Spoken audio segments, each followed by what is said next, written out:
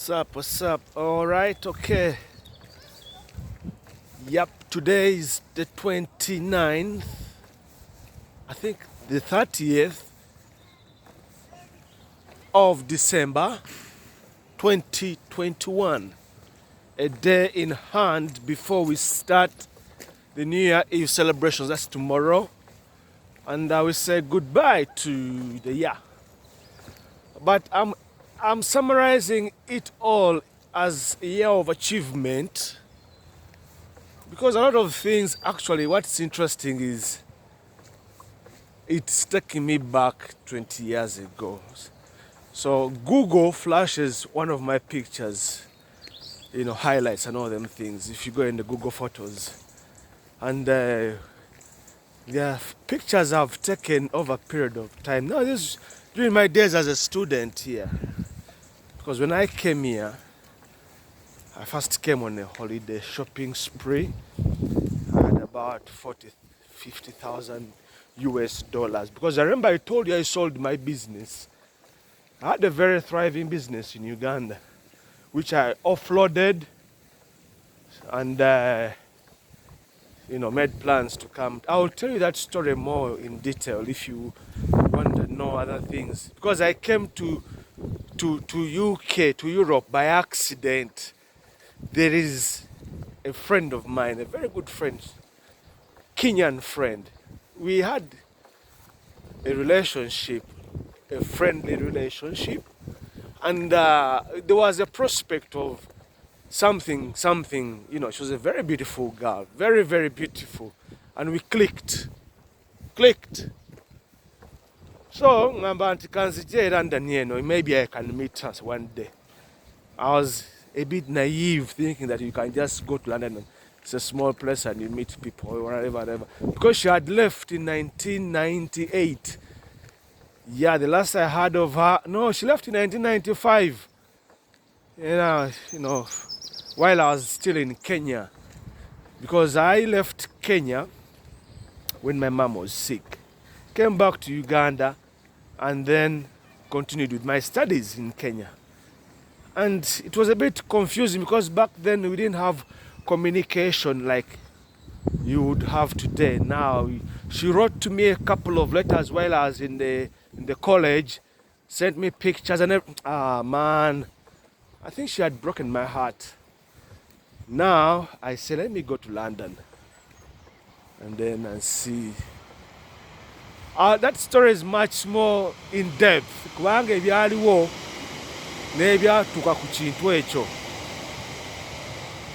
think it was an eye-opener to opening up my whole world. So the pictures come on the Google and I say, hey, this is the time when I came back to Uganda, got the visa for the student, and then I said, I'm gonna study, but I had drifted back to back. And had I gone to Makerere, things would have been different because they withheld our results. You know what I mean? They took our results and then, cancelled them, and then they gave us mock exam results, which I had passed because I had a BBC / economics, whatever, / history, economics, literature, divinity, and then general paper. Maybe because we didn't get the official results, there was a bit of a debacle there.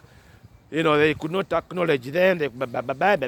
So, I went to Kenya. That's how I ended up to Kenya, which changed my whole life 360 degrees. The direction was, because back then Makerere would have been government sponsorship.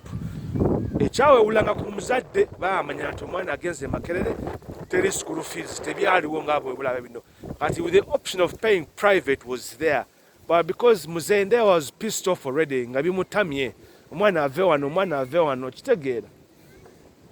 Okay, now I see the pictures. So when I come here the second time, I knew I would study, but now I find out that this beautiful Kenyan girl, lady, is in America. wano yali avuddewo yajjira wano najja wano Greece nga nze ndooza Greece ye Bulaaya yemu Bulaaya London we could generalize things so she had moved to America. So that's how I end up also going to America. Although I went on other programs, American educational cultural exchange and all those things, But I didn't meet her. She was in Missouri. Me, I was in New York, Pennsylvania, Boston. But I will put 2 and 2 together. All I'm driving at is that situations can change your direction. Because while I was studying here and I'm meeting students from all over the world, until right now, if I say I'm going to Asia, I can meet a lot of alumni. I'm going to, especially with Ghanaian students, Nigerian students from very, very affluent families back in their country. Basindika n'abaana kusoma nga baddeyo basanga agalimu gaabwe agasava. Okiraba? Naye kakati after 4 years bwe tuyingira mu bino ebyawano immigration ate visa lyani kati nga tumanyi nti after 4 years ngenda kukola ki? Kufuna leave to remain. The very same young mpeza wano myaka 4 ne babikyusa from 4-year rule to 10-year rule. That's how I end up getting stuck here. Kubanga either way nandibadde nga nkikuukamu kati 10-year rule bweggwa ne nga kati kanzireyo ate nkiddemu buto nsome. Kiraba naye nga naye nsomye economics, public law, nali nsomye maritime shipping and transport. Kuba nali nsomye Kenya.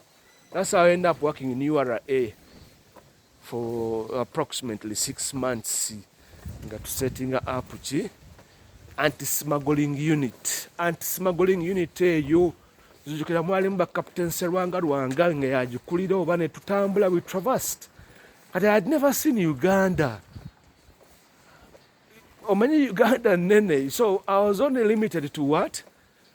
To Kampala and Nairobi probably kulinya akamba n'ogera ne Jinja. Kati working this it exposed me to a lot of things.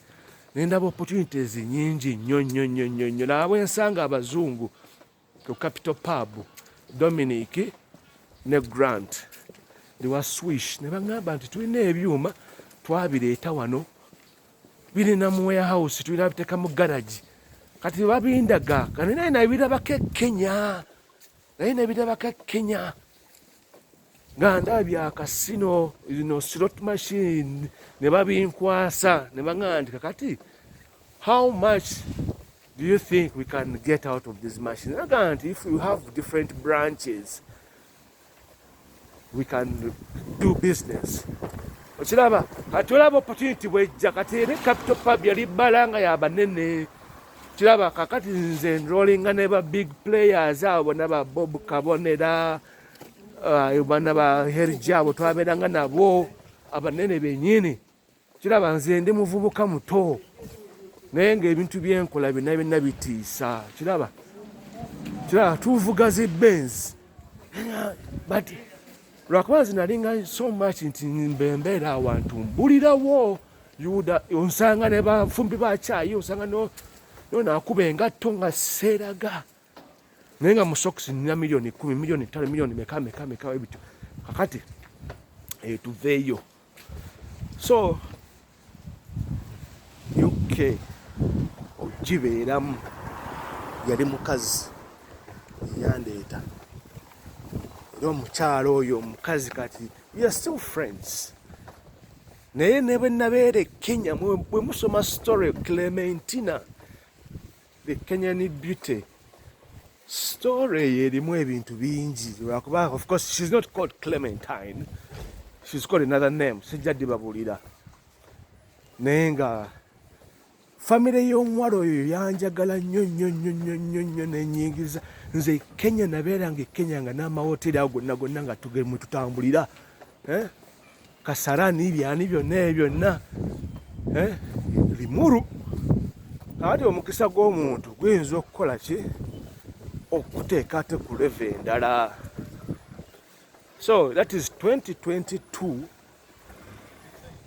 coming, which is in 2 days time. And obeera humbled.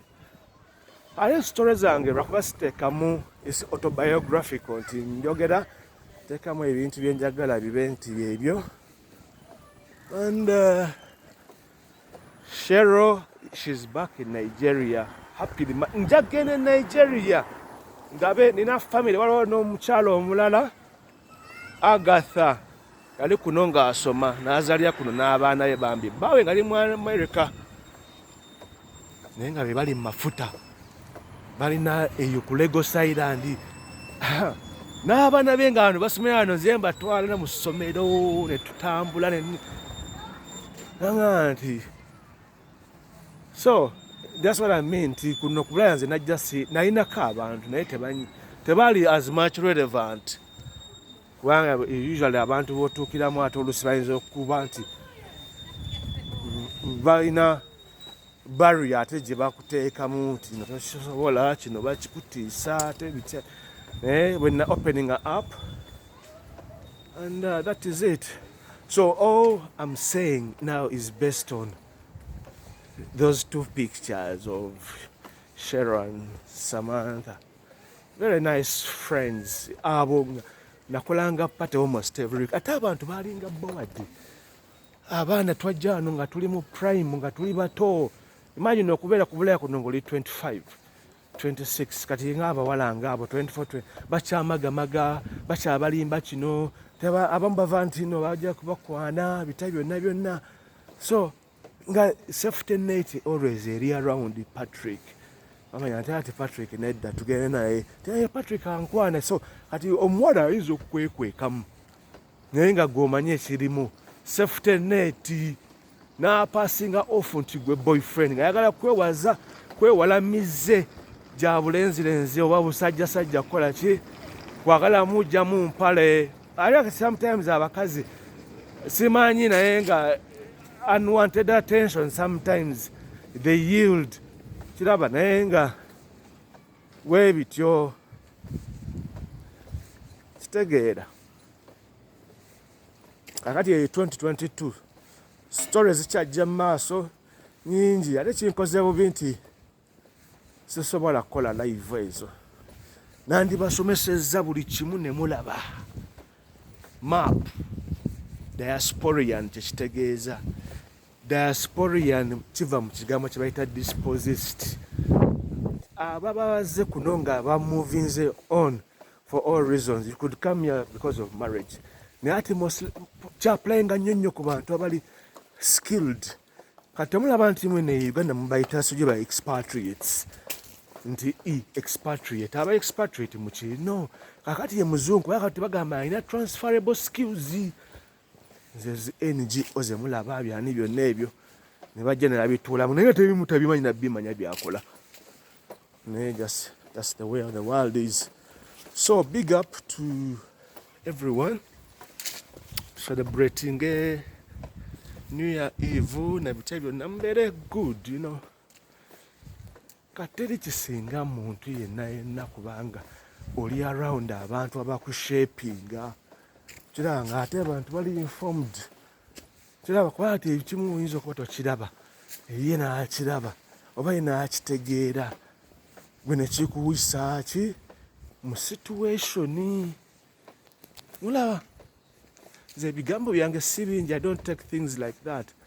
So celebrations for Happy New Year and 2022 tukikubbe buto. Tugukuba omwaka naggagga w'e Bulaaya. Nze mujja kulowooza nti ndi mugagga bino ebyesente sibyogerako. Soogera ku ssente ziwemula. Naye ebintu byokola bye level. So n'amagezi, omuntu walina amagezi aba mugagga nnyo. So that's it. Happy New Year 2022.